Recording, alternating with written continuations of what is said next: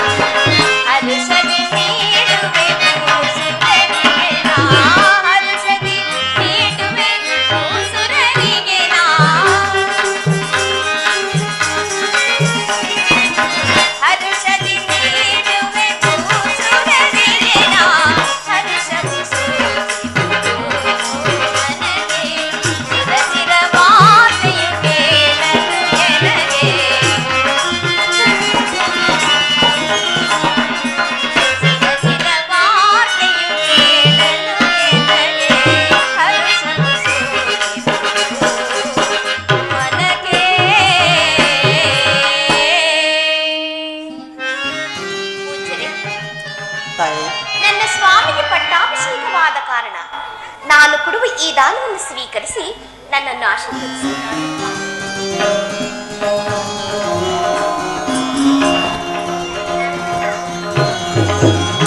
ದೀರ್ಘ ಸುಮಂಗಲಿ ಭವ, ಶುಭ ಮಸ್ತು. ಬರಣ್ವೆ ತಾಯಿ.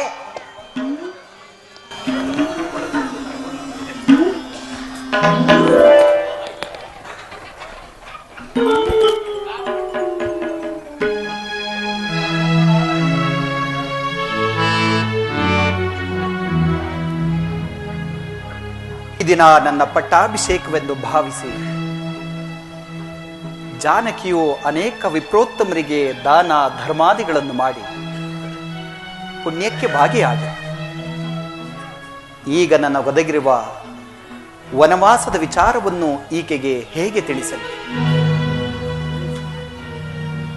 ಗತ್ಯಂತರವಿಲ್ಲ, ತಿಳಿಸಲೇಬೇಕಾಗಿದೆ.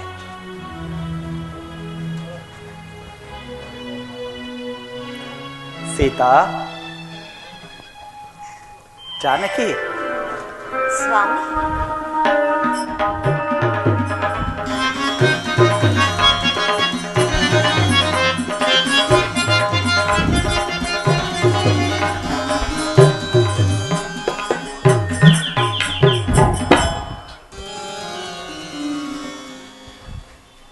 ಪ್ರಾಣೇಶ್ವರ. ಸೀತಾ, ಭುವನ ವನಿತೆ ಮುಡಿದ ಮಲ್ಲಿಗೆಯೋ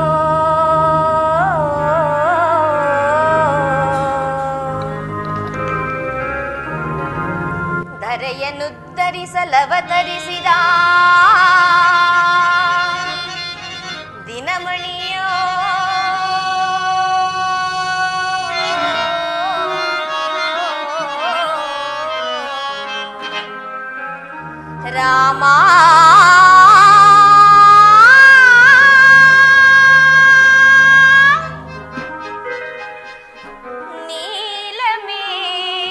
ನೀಲಮೇಘ ಶ್ಯಾಮ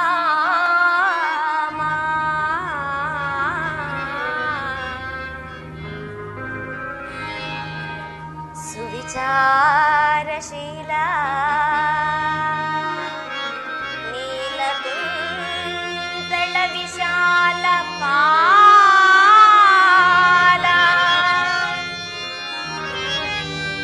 ರಾಮನ ನೋಡುವೆ ಮನ ತಣಿವ ತನಕ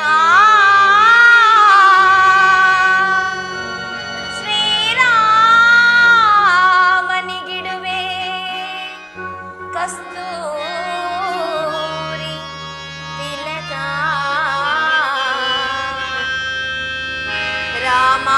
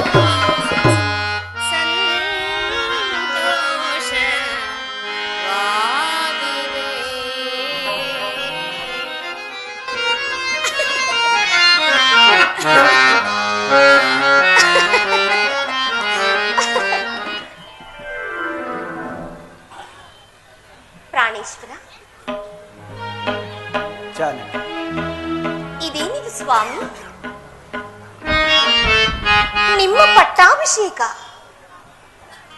ಅರಳಿದ ಕೆಂದಾವರಿಂತಿರಬೇಕಾದ ಈ ನಿಮ್ಮ ಮುಖಕಮಲವು ಈ ರೀತಿ ಕಳೆಗುತ್ತಿರುವುದು ಕಾರಣವೇನು ಸ್ವಾಮಿ? ಪ್ರಾಣೇಶ್ವರ, ಲೋಲನೆ ಚಿಂತೆಯ ಮಾಡುವುದೇನಿದು?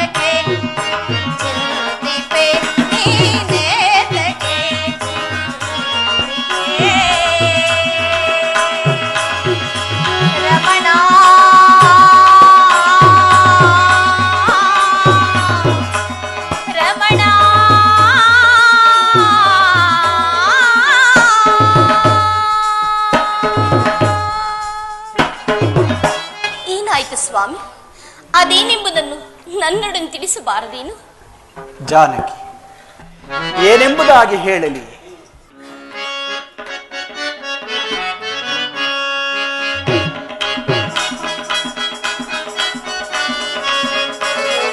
ಪಿತ ದಶರಥ ತಾನು ಸುತ ಭರತನಿಗೆ ರಾಜ್ಯವನ್ನು, ಪಿತ ದಶರಥ ತಾನು ಸುತ ಭರತನಿಗೆ ರಾಜ್ಯವನ್ನು, ಅತಿಶಯದಿಂದೀತನಿಗೆ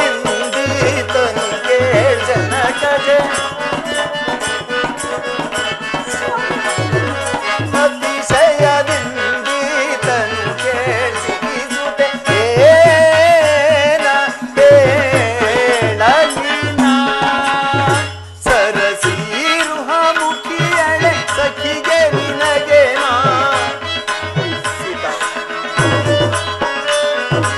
ಸರಸೀರುಹ ಮುಖಿಯಳೆ ಸಖಿಯ ನಿನಗೆ ನಾ ಏನ ಹೇಳಲಿ ನಾ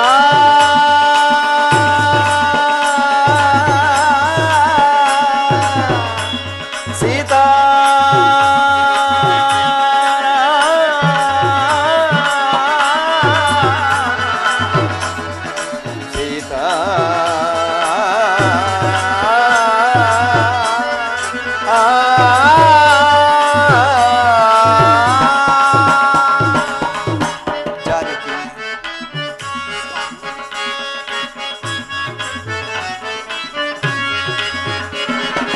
ಜನಕನು ಎನ್ನನು ಜಾನಕಿ ಜನಕನು ಎನ್ನನು ಮಮ ಜನಕನು ಎನ್ನನು ವನಕ್ಕೆ ಪೋಪುದಂತು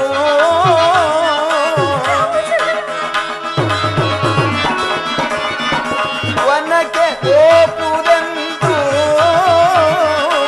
ಎನಗಾಗೆಯ ನೀತನು ಜನಕಜೆ ಜನಗಾಗೆಯ ನೀತನು ಜನಕಜೆ ಎನಗಾಗೆಯ ನೀತನು ಜನಕಜೆ ಏನ ಬೇಡಲಿನ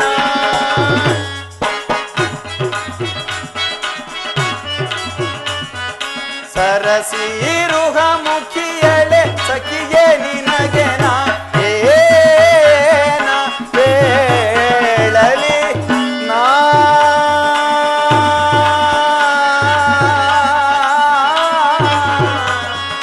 ಸೀತಾ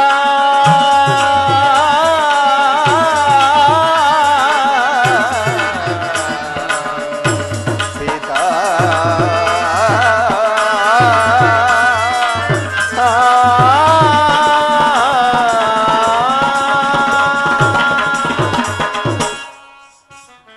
ವಿಚಾರವಿಷ್ಟೇ ಜಾನಕಿ. ಇಂದು ನನ್ನ ಪಟ್ಟಾಭಿಷೇಕವು ನಡೆಯುವಂತಿಲ್ಲ. ಕಾರಣವೇನು ಸ್ವಾಮಿ? ಕಾರಣವಿಷ್ಟೇ ಜಾನಕಿ. ಹಿಂದೆ ದೇವಾಸುರರ ಯುದ್ಧ ಕಾಲದಲ್ಲಿ ಕೈಕಾಮಾತಿಯವರು ಮಾಡಿದ ಸಹಾಯಕ್ಕೆ ಮೆಚ್ಚಿ ಜನಕನು 2 ವರಗಳನ್ನು ಕೊಟ್ಟಿದ್ದರು. ಮಾತೆಯವರು ಆ ವರಗಳನ್ನು ಈಗ ಕೇಳಿಕೊಂಡಿರು. ಏನೆಂಬುದಾಗಿ? ಮೊದಲನೆಯ ವರಕ್ಕೆ ಈಗ ನನಗೆ ನಿಶ್ಚಯವಾಗಿರುವ ಪಟ್ಟಾಭಿಷೇಕವನ್ನು ತಪ್ಪಿಸಿ ತನ್ನ ಮಗನಾದ ಭರತನಿಗಾಗಬೇಕೆಂತಲೇ.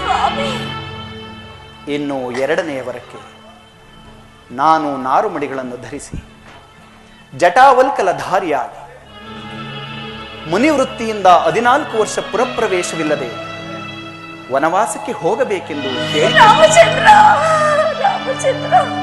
ಜಾನಕಿ, ಜನಕನ ಆಜ್ಞೆಯಂತೆ ನಾನು ಈ ದಿನವೇ ವನವಾಸಕ್ಕೆ ಹೊರಡಲು ಸಿದ್ಧನಾಗಿ ನಾನು 14 ವರ್ಷ ವನವಾಸವನ್ನು ಮುಗಿಸಿ ಬರುವ ತನಕ ವೃದ್ಧರಾದ ನನ್ನ ತಂದೆ ತಾಯಿಯ ಸೇವೆಯನ್ನು ಮಾಡಿಕೊಂಡು ಇಲ್ಲಿಯಾದರೂ ನಿನಗೆ ಸಮಾಧಾನವಾಗುವುದಾದರೆ ನಿನ್ನ ತವರು ಮನೆಯಲ್ಲಾದರೂ ಇರು. 14 ವರ್ಷ ವನವಾಸವನ್ನು 14 ದಿನಗಳೋಪಾದಿಯಲ್ಲಿ ಕಳೆದು ಪುನಃ ಬಂದು ನಿನ್ನನ್ನು ಕಾಡಲು. ಪ್ರಾಣೇಶ್ವರ, ಇದೆಂತಹ ವಿಷಮ ವಾರ್ತೆಯನ್ನು ನಾವು ಕೇಳುತ್ತಿದ್ದೇನೆ. ಅಲ್ಲದೆ ನಾವು ಮಾಡಿದ ಅಪರಾಧವಾದ್ರೆ ಏನು? ಏನಾದ್ರೂ ಆಗಲಿ ಸ್ವಾಮಿ, ವನವಾಸಕ್ಕೆ ಹೊರಟಿರೋ ನಿಮ್ಮ ಸಂಗಡ ನಾನು ಬರುವೆನು. ನನ್ನನ್ನು ಕರೆದುಕೊಂಡು ಹೋಗಿ ಪ್ರಾಣೇಶ್ವರ, ನನ್ನನ್ನು ಕರೆದುಕೊಂಡು ಹೋಗಿ. ಸಾಧ್ಯವಿಲ್ಲ ಜಾನಕಿ. ವನವಾಸದ ಆಜ್ಞೆ ನನಗೆ ಮಾತ್ರ. ಅದು ಅಲ್ಲದೆ ನೀನು ಸುಮಕೂಮನೆ. ಕಾನನದ ವಾಸ ಬಹಳ ಕಷ್ಟಕರ. ಕಲ್ಲು ಮುಳ್ಳುಗಳಿಂದ, ದಟ್ಟವಾದ ಅರಣ್ಯದಿಂದಲೂ, ಘೋರ ಮೃಗಗಳಿಂದಲೂ, ಮಾಯಾ ರಾವಣರಿಂದ ಕೂಡಿದ, ಮಾಯಾ ರಾಕ್ಷಸರಿಂದ ಕೂಡಿದ ಆ ಘೋರ ಕಾನನದಲ್ಲಿ ನಿನ್ನನ್ನು ರಕ್ಷಿಸುವ ಬಗೆಯಾದರೂ ಹೇಗೆ? ಬೇಡ, ನಾನು ಹೇಳುವ ಮಾತನ್ನು ಕೇಳಿ. ಸಾಧ್ಯವಿಲ್ಲ ಸ್ವಾಮಿ, ಸಾಧ್ಯವಿಲ್ಲ. ಚಂದ್ರನಿಲ್ಲದ ಗಗನದಂತೆ, ದೇವರಿಲ್ಲದ ಕುಡಿಯಂತೆ, ನೀವಿಲ್ಲದ ಈ ಅಯೋಧ್ಯೆಯಲ್ಲಿ ನಾವು ವರ್ಷದ ಕಾಲವು ಜೀವಿಸಲಾರೆನು ಪ್ರಾಣೇಶ್ವರ. ಸ್ವಾಮಿ, ಅಲ್ಲದೆ ಮರದ ನೆರಳು ಮರವನ್ನು ಆಶ್ರಯಿಸಿದಂತೆ ನಾನು ನಿಮ್ಮನ್ನು ಆಶ್ರಯಿಸುವೆನು ಪ್ರಾಣೇಶ್ವರ. ನನ್ನನ್ನು ಕರೆದುಕೊಂಡು ಹೋಗಿ ಸ್ವಾಮಿ. ಒಂದು ವೇಳೆ ನೀವೇನಾದರೂ ನನ್ನನ್ನು ಕರೆದುಕೊಂಡು ಹೋಗದಿದ್ದ ಪಕ್ಷದಲ್ಲಿ ಖಂಡಿತವಾಗಿ ನಾನು ಪ್ರಾಣತ್ಯಾಗ ಮಾಡುವೆನು ಸ್ವಾಮಿ. ಜಾನಕಿ, ಇದೆಂತಹ ವಿಷಮ ಪರಿಸ್ಥಿತಿ.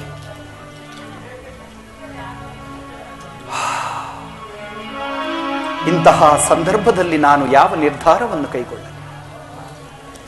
ಚಿಂತೆ ಇಲ್ಲ, ನಡೆ.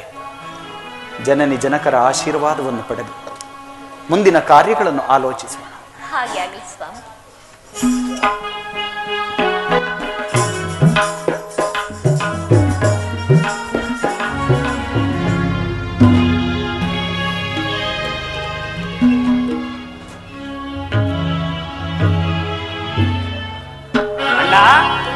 ನಮಸ್ಕರಿಸುವೆನು.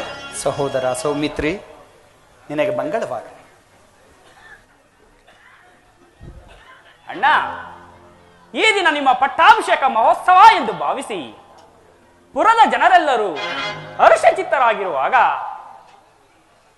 ನಿಮ್ಮ ಪಟ್ಟಾಭಿಷಿಕ್ತರಾಗಬೇಕಾಗಿರುವ ಈ ಮುಖಕಮಲವು ಇಷ್ಟೊಂದು ಕಾಂತಿಹೀನವಾಗಿರಲು ಕಾರಣವೇನಣ್ಣ?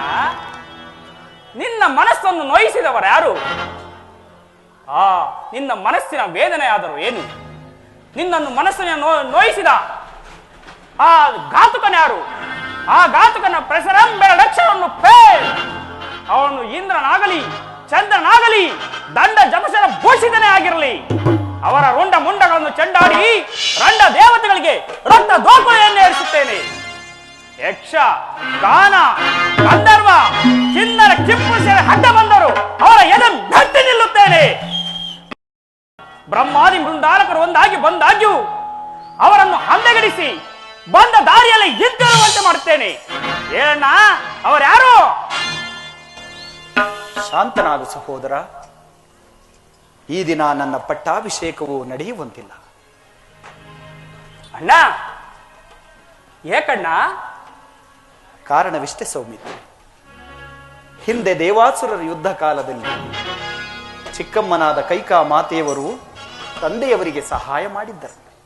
ಆ ಸಹಾಯಕ್ಕೆ ಮೆಚ್ಚಿ ಪೂಜ್ಯ ಜನಕನು 2 ವರಗಳನ್ನು ಕೊಟ್ಟಿದ್ದನಂತೆ. ಆ ವರಗಳನ್ನು ಮಾತೆಯವರು ಈಗ ಕೇಳಿಕೊಂಡರು. ಏನೆಂಬುದಾಗಿ ಅಣ್ಣ? ಈಗ ನಿಶ್ಚಯವಾಗಿರುವ ಪಟ್ಟಾಭಿಷೇಕವನ್ನು ತಪ್ಪಿಸಿ ತನ್ನ ಮಗನಾದ ಭರತನಿಗಾಗಬೇಕೆಂದರೆ ಇನ್ನು 2ನೆಯ ವರಕ್ಕೆ ನಾನು ನಾರುಮಡಿಗಳನ್ನು ಧರಿಸಿ ಜಟಾವಲ್ಕಲ ಧಾರಿಯಾಗಿ ಮುನಿವೃತ್ತಿಯಿಂದ ಪುರಪ್ರವೇಶವಿಲ್ಲದೆ 14 ವರ್ಷಗಳ ಕಾಲ ವನವಾಸಕ್ಕೆ ಹೋಗಬೇಕು. ಕೂಡದು ಅಣ್ಣ, ಕೂಡದು. ಮನವಿಲ್ಲದ ಏನ ಕೈಕೆಯ ಅಣ್ಣ, ಮನವಿಲ್ಲದ ಏನ ಕೈಕೆಯ ಅಣ್ಣ, ಮನವಿಲ್ಲದ ಏನ ಕೈಕೆಯ ಕನಕನವನ ಏನ ಬೇರೆ ಅಣ್ಣನೇ ನಿನ್ನವಚನವ ಏನ ಬೇರೆ ಅಣ್ಣನೇ ನಿನ್ನವಚನವ ಸುಂದರಿ ಆ ಕೈಗೆ ಎಲ್ಲೋ ನಾನು ಬೇಡುತ್ತಾ ಅಣ್ಣ.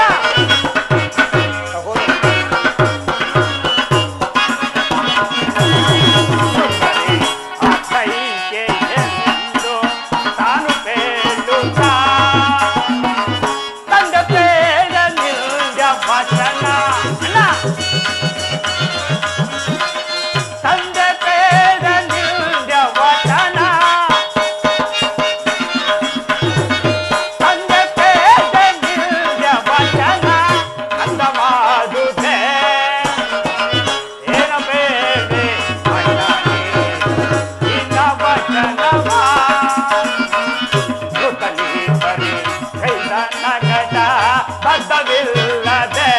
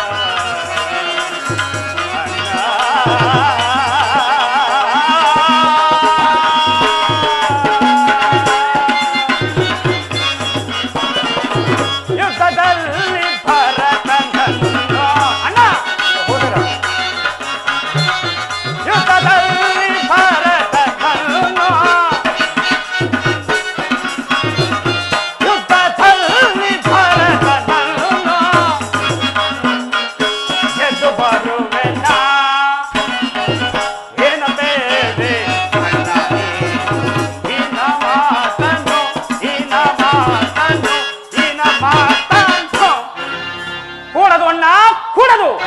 ಮಹಾಮಾತ್ಸರ್ಯ ವಿಷಭರಿತ ಕಾಲ ಸರ್ಪಿಣಿ ಆ ಕೈಕೆ ಎಂಬ ಮೋಹವೆಂಬ ವಿಷವೆಂಬ ತಲೆಗೇರಿ ಮುಂದಾಲೋಚನೆ ಇಲ್ಲದೆ ವಾಗ್ದಾನ ನೀಡಿರುವ ಆ ವೃದ್ಧ ತಂದೆ ಮಾತನ್ನು ನೀನು ನಡೆಸಲೇ ಕೂಡದು.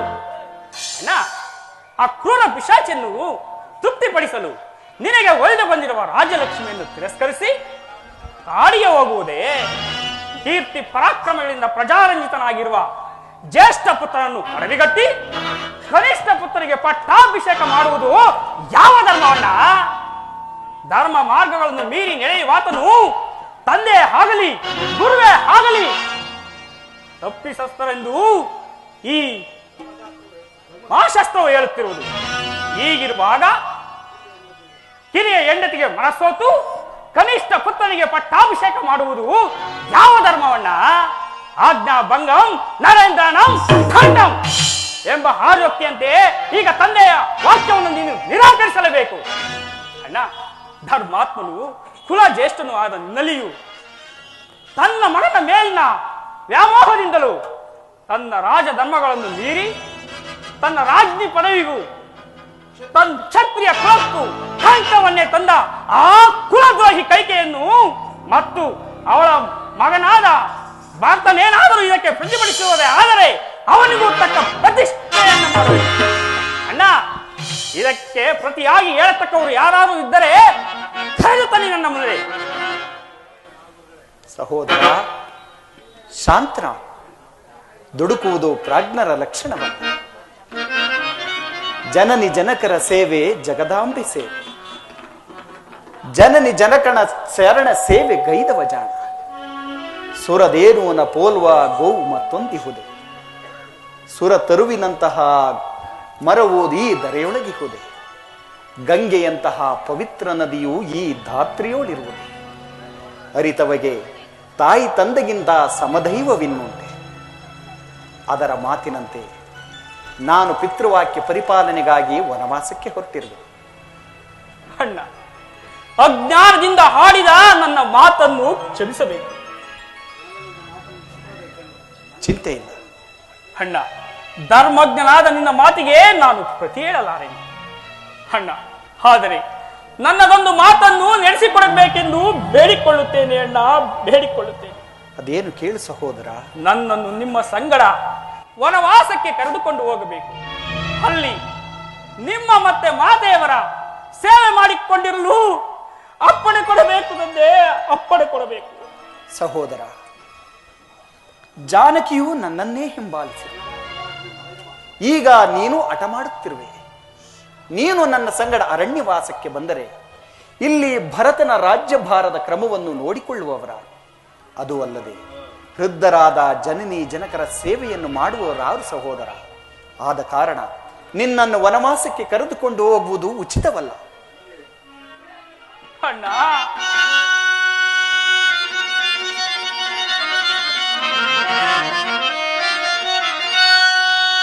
ಸರಿಯೇ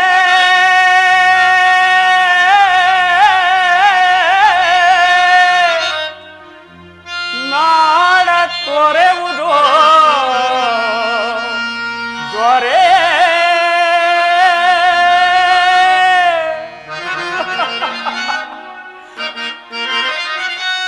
ಸರಿಯೇ ನಾಡ ತೊರೆವುದು ದೊರೆ ಹಗಲಿರುಳು ಪರಿತಪಿಪ ಪುರ ಜನರ ತೊರೆವುದು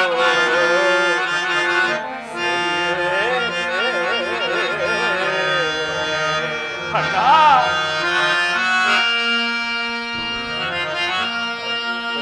ಕರು ಮರೆತು ಬಾಳಿದರು ತಾಯಿ ತೊರೆ ಬಳೆ ತನ್ನ ಕರುವ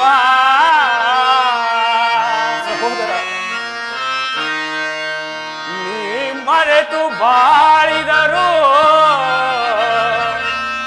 ಮರೆ ಬರೆ ಪುರ ಜನರು ನಿನ್ನ ರವಿಯಿಲ್ಲದ ಗಗನ ನಗುವಿಲ್ಲದ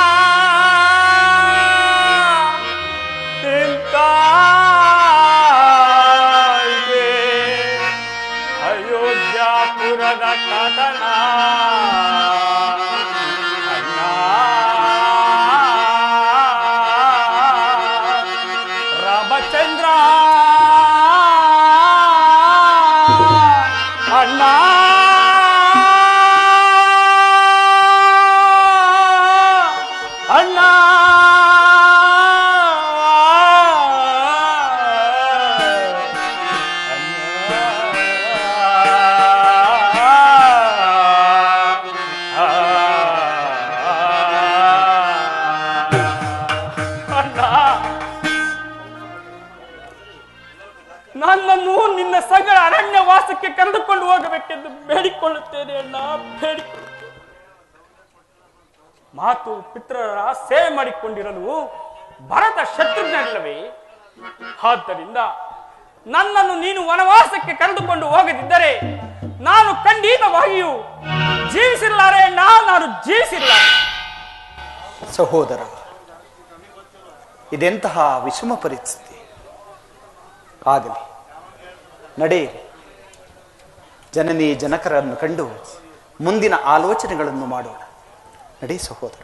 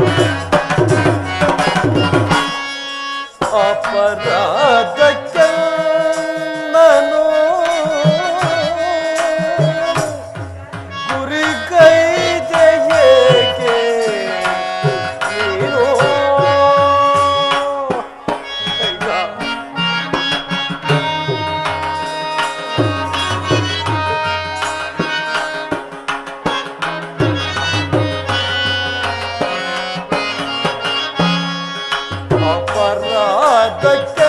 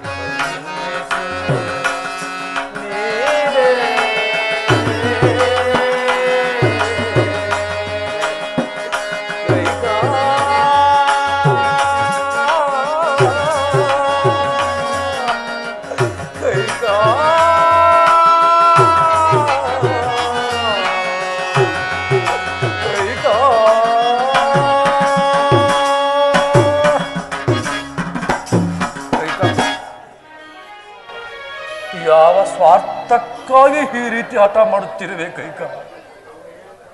ಒಂದು ಸಾರಿ ರಾಮನಿಗೆ ವನವಾಸ ಬೇಡೊಂದು ಒಂದು ಸಾರಿ ನಗುಮುಖದಿಂದ ಹೇಳು ಕೈಕ, ಹೇಳು ಕೈಕ. ಅಯ್ಯೋ, ಈ ಪ್ರಲಾಪವನ್ನು ನೋಡಿ ನನಗೇನು ನಗಬೇಕೋ ಅಳಬೇಕೋ ತಿಳಿಯುತ್ತಿಲ್ಲ. ಹಿಂದೆ ದೇವಾಸುರರ ಯುದ್ಧದ ಸಂದರ್ಭದಲ್ಲಿ ನನ್ನನ್ನೇ ನಿಮ್ಮ ರಥದ ಸಾರಥಿಯನ್ನಾಗಿ ಮಾಡಿ ಏಕೆ ಕರೆದುಕೊಂಡು ಹೋದಿರಿ? ಏಕೆ ನನ್ನಂತಹ ವೀರರು ಧೀರರು ಪರಾಕ್ರಮಶಾಲಿಗಳು ನಿಮ್ಮ ರಾಜ್ಯದಲ್ಲಿ ಇಲ್ಲವೆಂದು, ಅಥವಾ ಕಿರಿಯ ವಯಸ್ಸಿನ ಪತ್ನಿಯಾದ ನನ್ನನ್ನು ಬಿಟ್ಟಿರಲಾರದ ಮೋಹಕ್ಕೋ? ಅಂದು ನನ್ನನ್ನು ಕರೆದುಕೊಂಡು ಹೋಗಿ ನನ್ನಿಂದ ಸಹಾಯವನ್ನು ಪಡೆದುಕೊಂಡು ನನಗೆರಡು ವರಗಳನ್ನು ಕೊಟ್ಟು ಆ ವರಗಳನ್ನು ನಡೆಸಿಕೊಡುವುದಾಗಿ ಈಗ ವಚನ ಕೊಟ್ಟು ಮಾತಿಗೆ ತಪ್ಪುತ್ತಿರುವಿರಲ್ಲ. ಈಗಲೂ ಆಡಿದ ಮಾತಿಗೆ ತಪ್ಪದನೆಂದು ಹೇಳಿಬಿಡಿ. ಆ ಚಂದ್ರನಲ್ಲಿಯೂ ಕಳಂಕವಿದೆಯಂತೆ, ಹಾಗೆ ಸೂರ್ಯವಂಶದರಸರಲ್ಲಿಯೂ ಕಳಂಕವಿದೆ ಎಂದು ಲೋಕಕ್ಕೆಲ್ಲ ಢಮ್ಮರು ಸಾರಿಬಿಡುತ್ತೇನೆ.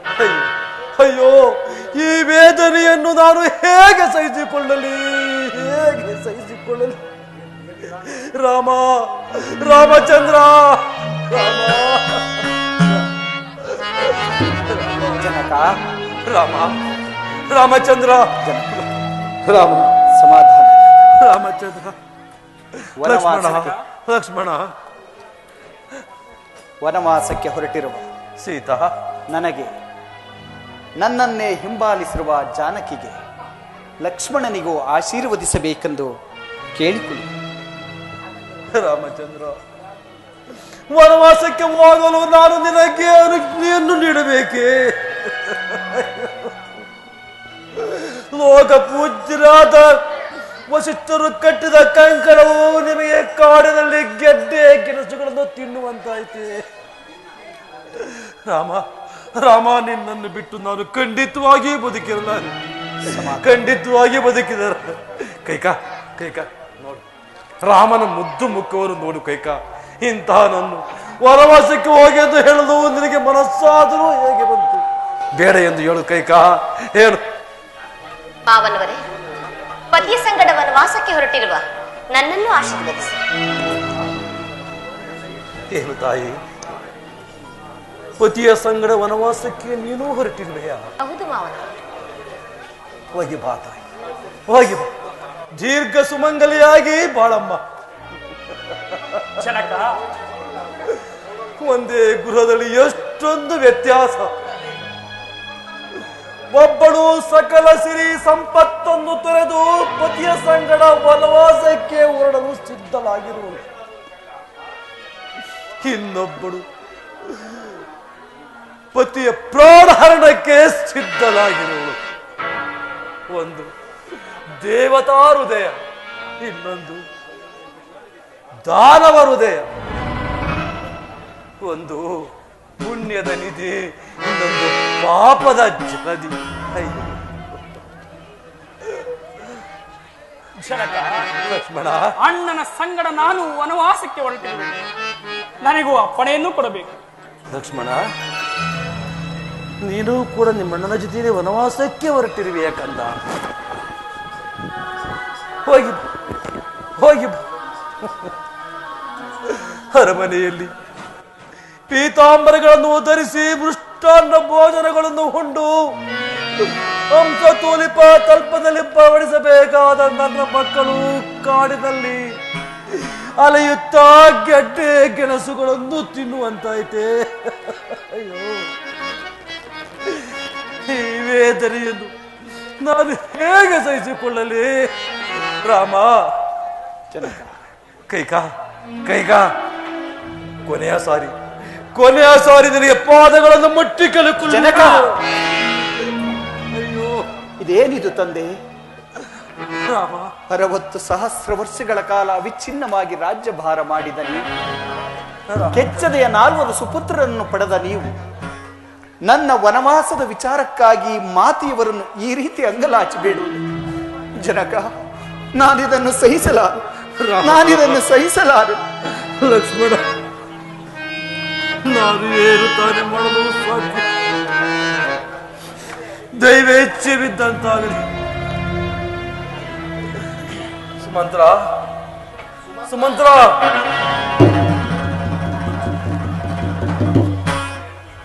ಪ್ರಭು, ವನವಾಸಕ್ಕೆ ಹೊರಟಿರುವ ನನ್ನ ಮಕ್ಕಳಿಗೆ 14 ವರ್ಷಗಳಿಗಾಗುವಷ್ಟು ಸರಕು ಸಾಮಗ್ರಿಗಳನ್ನು ಕಳಿಸಿಕೊಡು.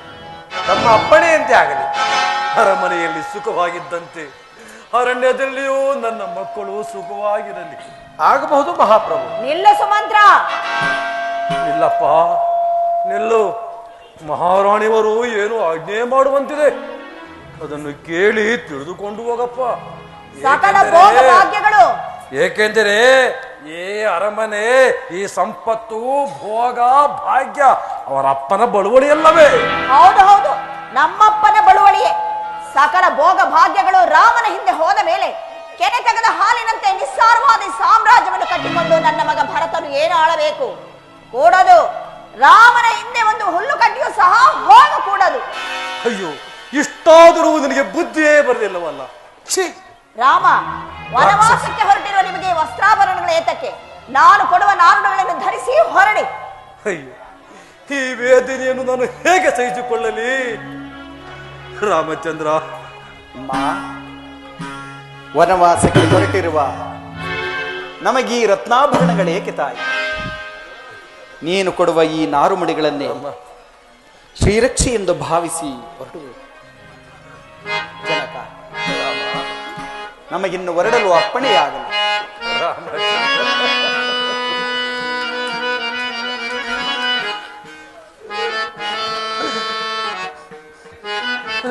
ರಾಮ, ಎಂತು ಕಲೋಹಲಿ ಸುತರ, ಎಂತು ಕಲೋಹಲಿ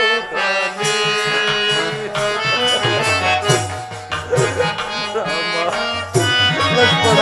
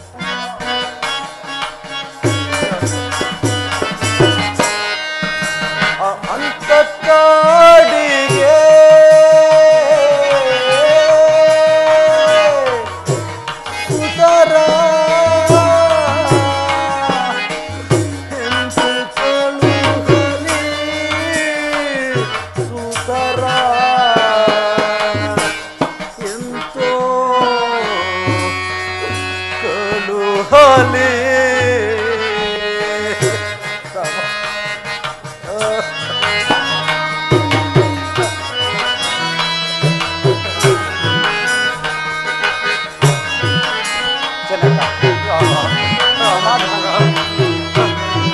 ಶಾಂತರಾದ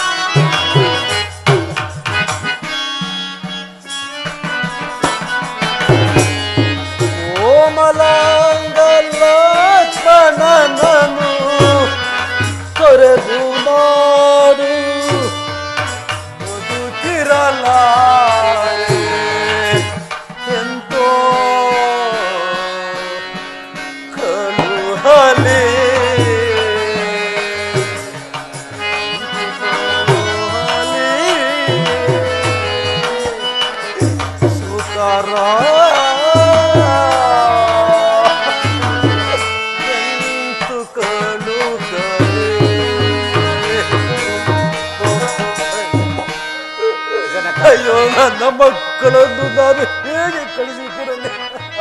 ಸಮಾಧಾನರಾಗಿ ಜನ. ರಾಮ, ಲಕ್ಷ್ಮಣ, ನಾವಿನ್ನು ವನವಾಸಕ್ಕೆ ಹೊರಡಲು ಸಿದ್ಧರಾಗುವುದು ಜನಕ.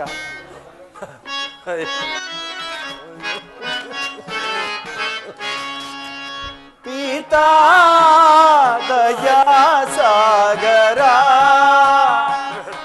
ಜನಕ. ಬೇಡ ರಾಮ, ಲಕ್ಷ್ಮಣ, ಪೀತಾ ದಯಾ ಸಾಗರ ಜನಕನೇ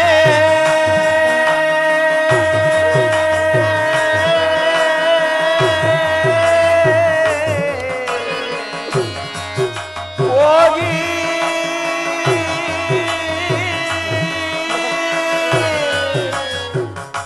ಬರುವೆವೋ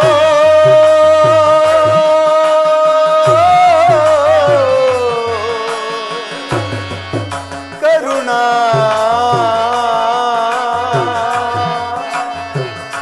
ಇರಲಿ.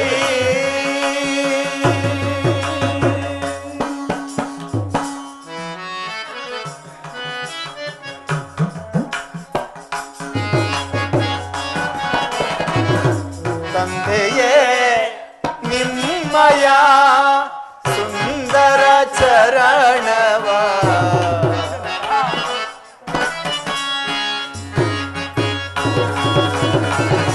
ತಂದೆಯೇ ನಿಮ್ಮಯ ಸುಂದರ ಚರಣವ ತಂದೆಯೇ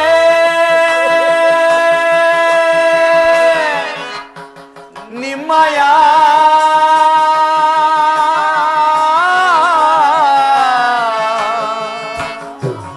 ಸುಂದರ ಚರಣವ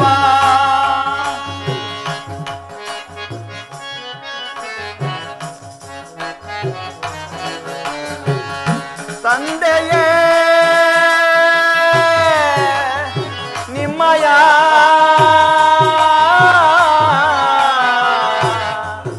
ಸುಂದರ ಚರಣವ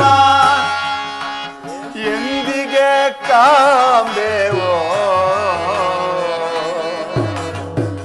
ಕರುಣವಿರಲಿ ಜನಕ ಎಂದಿಗೆ ಕಾಂಬೆವೋ ಕರುಣವಿರಲಿ ಜನಕ ಪೀತಾ ದಯಾ ಸಾಗರ ಜನಕನೇ ಜನಕನೇ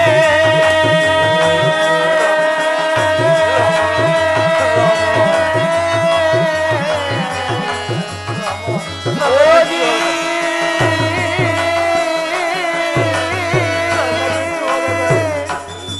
ಹೋಗಬೇರುವೆವೋ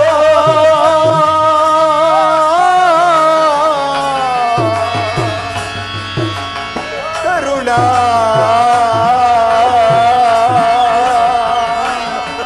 ಇರಲಿ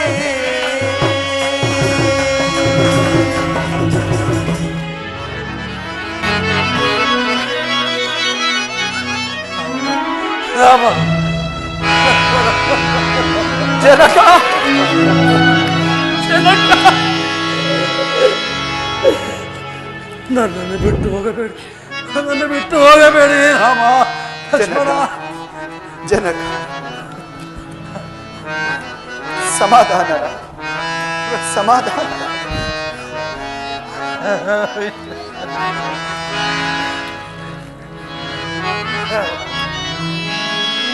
ರಾಮ ಲಕ್ಷ್ಮಣ